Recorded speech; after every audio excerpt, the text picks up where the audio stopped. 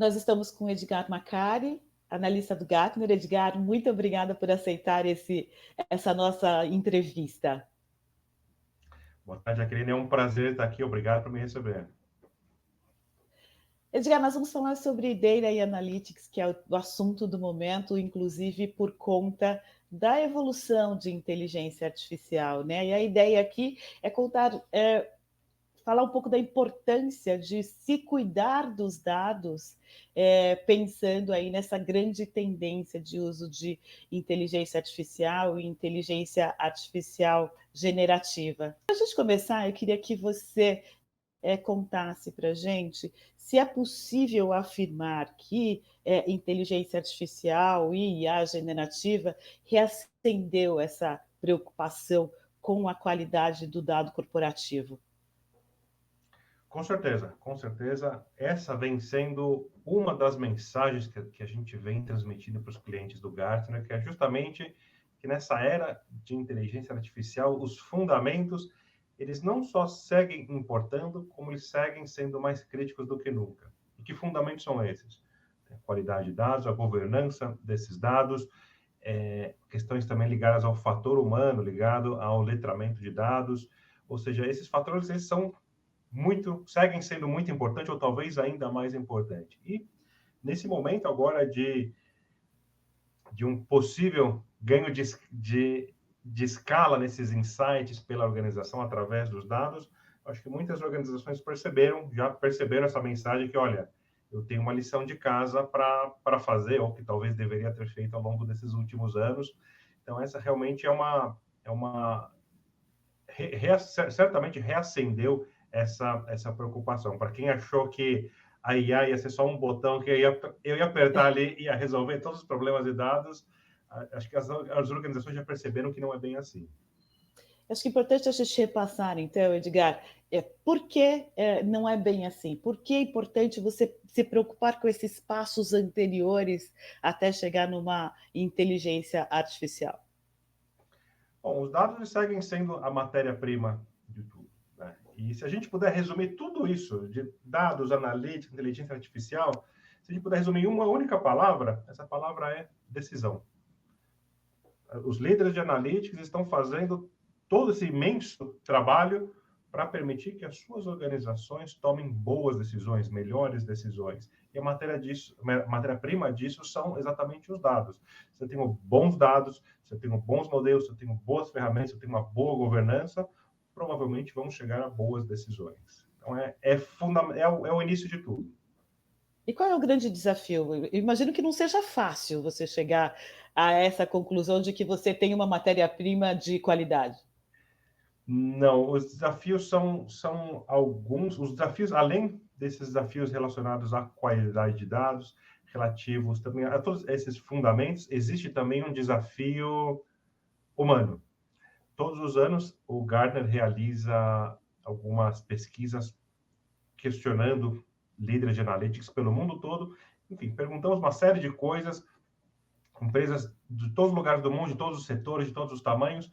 E uma das perguntas que a gente sempre faz é quais são os principais obstáculos internos para o sucesso dessas iniciativas de dados e analytics? Consistentemente, ao longo desses anos, o fator humano ele vem ali vem ali no top 5, top 6. E quais são esses fatores humanos? Falta de mão de obra, um baixo letramento de dados pela organização, uma resistência à mudança cultural. Veja que aqui, quando a gente fala em ter uma organização orientada a dados ou em ter inteligência artificial, em última instância, a gente está propondo uma mudança. Estamos propondo que as pessoas mudem a forma delas fazerem as coisas. Um grupo de pessoas, que a organização mude a forma de fazer as coisas, a forma de tomar a decisão.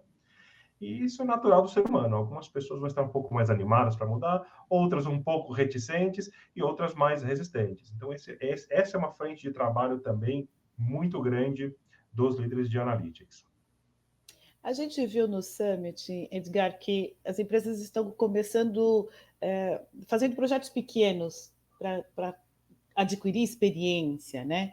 Exatamente. É possível que o executivo ou a pessoa responsável por esse projeto afirme que a inteligência artificial está sendo treinada adequadamente?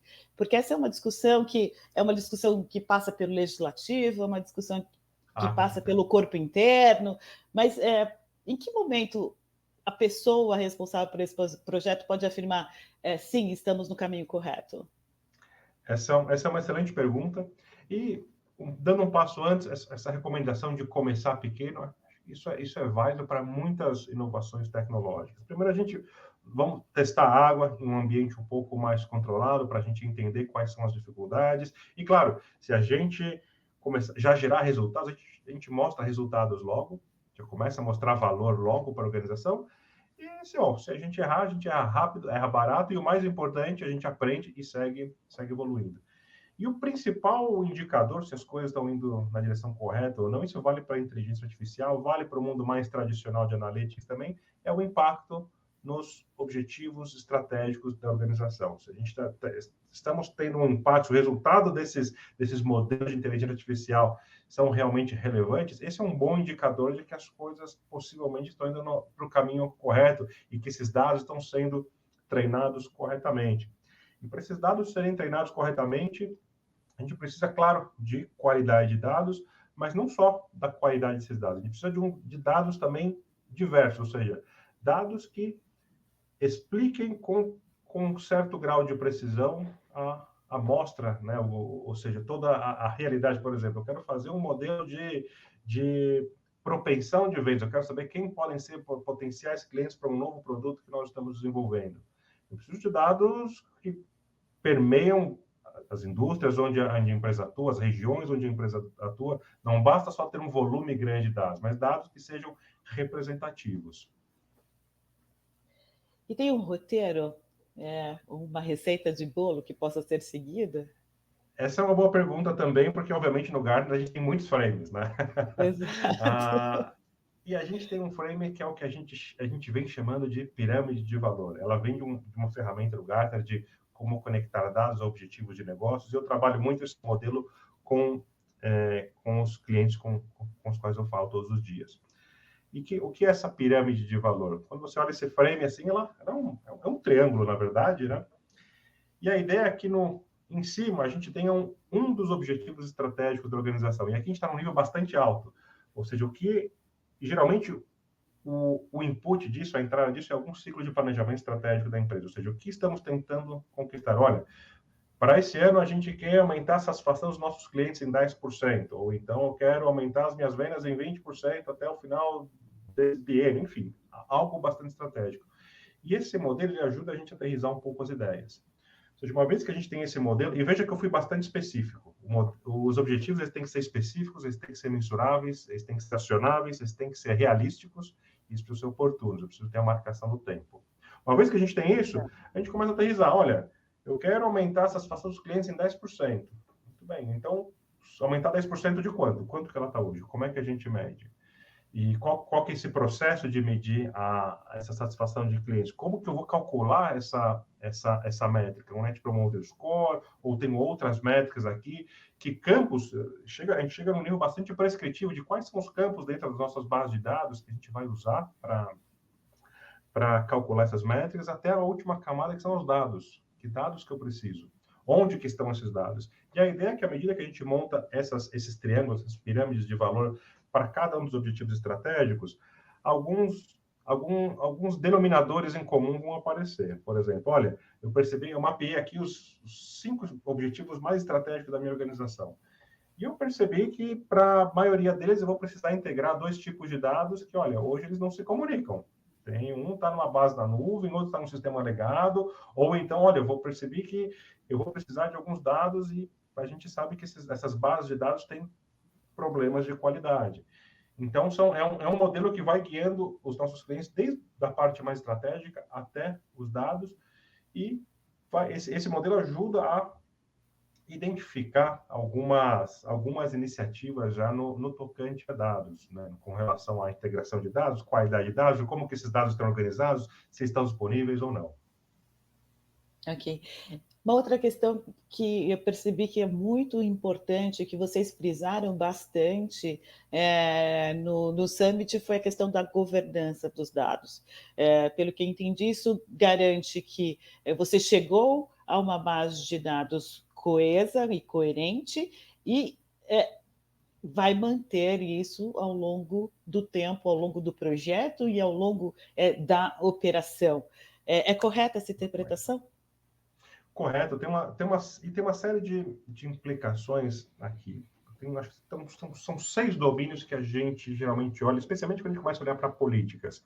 Tem, claro, privacidade e segurança, que inclusive muitas vezes são tratadas como uma só, e não tem problema nisso. Ou seja, quero ter certeza que os meus dados e os meus ativos de analytics estejam seguros e somente acessados pelas pessoas com os direitos e privilégios adequados.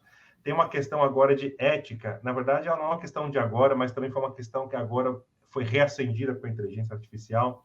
Se esses dados estão sendo utilizados visando o melhor interesse da organização e o melhor interesse das partes interessadas, dos clientes, da sociedade. Existe também uma outra questão de definições e modelos. Aqui são definições de, olha, quais são as minhas métricas? Como que essas métricas são calculadas? Quais são esses dados? Tem uma questão, você comentou, da manutenção desses dados. A gente pensa muito em como incluir novas bases de dados, mas é preciso pensar também no ciclo de vida. Quando que para de fazer sentido eu manter determinada base de dados ou determinado painel, determinado relatório? Inclusive, tem algumas questões legais já de por quanto tempo eu devo ou por quanto tempo eu devo manter ou não manter esses dados. E o último, a qualidade desses dados. Então, todos esses fatores entram em consideração. E um ponto que eu gostaria de fazer também, quando a gente fala de governança, a palavra governança, muitas vezes, ela carrega um estigma. E que estigma é esse? Pelas organizações. Olha, agora vão engessar tudo. Agora vão botar processo em tudo, vão engessar, não vou mais poder fazer o que eu quero com os dados. E, bom, a melhor maneira de posicionar a governança é que ela seja habilitadora ao invés de restritiva. E o que significa isso? A governança, basicamente, é um conjunto de regras e padrões que vão permitir à organização a extrair valor desses dados visando o melhor interesse da organização.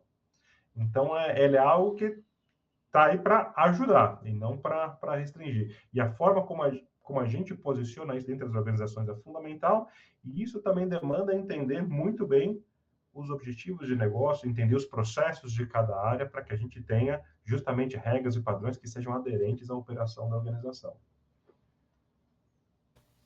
Bacana. E, por fim, Edgar, a questão...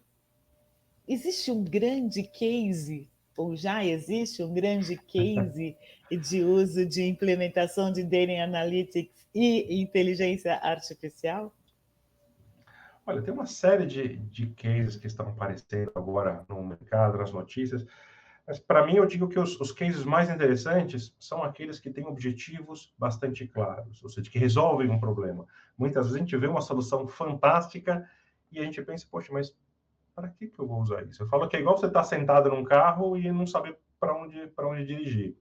Então, os cases mais interessantes que a gente observa são cases que resolvem problemas reais, problemas que estão bem alinhados aos objetivos da organização. Né? Eu não tenho nenhuma em específico para ressaltar, mas tipicamente quando a gente vê algum case que resolveu um problema real, que trouxe um resultado real, é algo que bom, eu, pelo menos, como analista do Gartner, eu fico bastante feliz. Muito bom, conversamos com o Edgar Macari, analista do Gartner. Muito obrigada pelo seu tempo, obrigada por aceitar o nosso convite para a entrevista, Edgar. Muito obrigado, Jaqueline, um prazer estar aqui hoje com você.